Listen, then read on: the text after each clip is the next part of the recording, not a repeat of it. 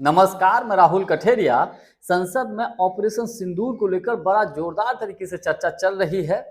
आज कांग्रेस पार्टी की सांसद, वायनाड से सांसद प्रियंका गांधी जी ने भी मोदी सरकार के ऊपर ऑपरेशन सिंदूर को लेकर तीखे सवाल पूछे। प्रियंका गांधी जी ने कहा कि देश के नागरिकों की जिम्मेदारी किसकी है? क्या प्रधानमंत्री की देश के नागरिकों की जिम्मेदारी नहीं है? क्या गृह मंत्री की देश के नागरिकों की जिम्मेदारी नहीं है? क्या रक्षा मंत्री की देश के नागरिकों की जिम्मेदारी नहीं है? क्या एनएसए की देश के नागरिकों की जिम्मेदारी नहीं है? और सबसे बड़ी बात, उन्होंने एक बात और कही कि जो पहलगाम में जो आतंकवादी घटना घटित हुई, उस वक्त इंटेलिजेंस का बहुत बड़ा फेलियर रहा। तो उन्होंने एक मुद्दा और उठाया। उन्होंने कहा कि अब आप एक बात बताइए, क्या आईबी चीफ ने इसको लेकर इस्तीफा दिया? अब चूंकि ये सुरक्षा को लेकर सारा का सारा जो सुरक्षा तंत्र है, ये गृह मंत्रालय के अंतर्गत आता है, तो क्या गृह मंत्री अमित शाह जी ने इस्तीफा दिया? ऐसा कुछ नहीं। यानी कि प्रियंका गांधी जी बड़ा तीखा हमला मोदी सरकार के ऊपर कर रही थी, और जब हमला कर रही थी तो गृह मंत्री अमित शाह जी, चाहे रक्षा मंत्री राजनाथ सिंह जी हो, या मोदी सरकार का कोई भी मंत्री हो, कोई भी नेता हो, किसी के पास कोई जवाब नहीं था। उन्होंने इस दौरान अपने भाषण के दौरान कहा कि गृह मंत्री अमित शाह जी बोले कि जब ऑपरेशन सिंदूर हुआ तो पाकिस्तान के पास शरण में आने के अलावा कोई चारा नहीं था। तो प्रियंका गांधी जी ने बड़ा हमला करते हुए कहा कि आप एक बात बताइए कि जब पाकिस्तान के पास कोई चारा नहीं था तो ऐसे में आपने शरण क्यों दी? और जब ये शरण का मुद्दा और जोर ढंग से उठा तो फिर ये नेहरू की बात करने लगे, इंदिरा गांधी की बात करने लगे, यहां तक कि मेरी मां के आंसुओं तक की बात करने लगे। ये प्रियंका गांधी जी ने कहा।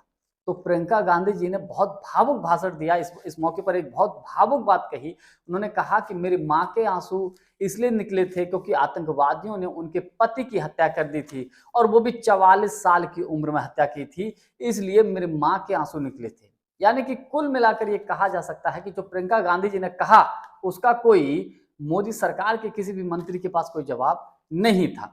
इसके अलावा इस मौके पर प्रियंका गांधी जी ने जो पहलगाम में आतंकवादी घटना घटित हुई, उस दौरान आतंकवादियों के हाथों मारे गए 25 लोगों का नाम भी उन्होंने पढ़कर सुनाया। इस दौरान प्रियंका गांधी जी ने एक बात और कही कि बार बार गृह मंत्री अमित शाह या मोदी सरकार के लोग 2008 में जब मनमोहन सिंह जी की सरकार थी तो मुंबई में जो हमला हुआ था उसका जिक्र करते हैं। उन्होंने कहा कि मुंबई में जब हमला हुआ था तो सारे के सारे आतंकवादी मारे गए थे, और जो एक बच गया था उसको फांसी दे दी गई थी। ये प्रियंका गांधी जी ने कहा। इसके अलावा उन्होंने और एक बड़ी बात कही। उन्होंने कि प्रधानमंत्री मोदी जी हर चीज की जिम्मेदारी लेते हैं। उन्होंने वो ऑपरेशन सिंदूर का भी श्रेय लेते, ठीक है लीजिए, ओलंपिक में भी श्रेय लेते हैं, लेकिन फिर जिम्मेदारी भी तो लेनी पड़ेगी। जिम्मेदारी कौन लेगा? प्रियंका गांधी ने एक बहुत बड़ी बात कही। उन्होंने एक बड़ा मुद्दा उठाया, मणिपुर का भी मुद्दा उठा दिया, दिल्ली में जो दंगे हुए उसका भी मुद्दा उठाया। कुल मिलाकर ये कहा जा सकता है कि प्रियंका गांधी जी ने बड़ा जोरदार ढंग से आज भाषण दिया लोकसभा के अंदर, और जब उन्होंने भाषण दिया तो उन्होंने रक्षा मंत्री राजनाथ सिंह जी को लेकर भी कटाक्ष किया।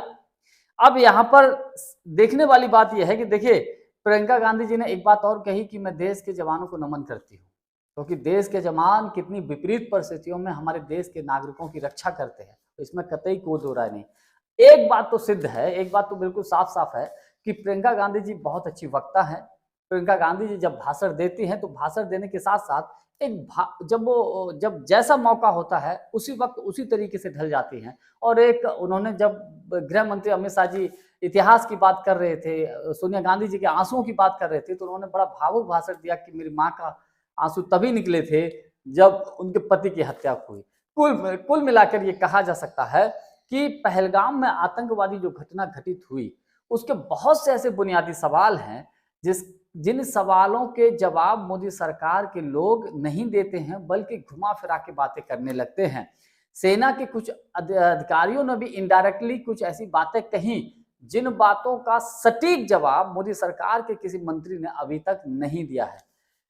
प्रियंका गांधी जी जिस तरीके से आक्रामक मोदी सरकार के ऊपर हुई, जिस तरीके से गृह मंत्री अमित शाह जी से सवाल पूछे, मैं एक बात जरूर दावे के साथ कह सकता हूं कि मोदी सरकार के पास इनके सवालों का या विपक्ष के किसी भी नेता के सवालों का कोई जवाब नहीं था। जानकारी हमारी आपको कैसी लगी, कमेंट्स करके हमको जरूर बताइएगा। बहुत बहुत धन्यवाद। नमस्कार।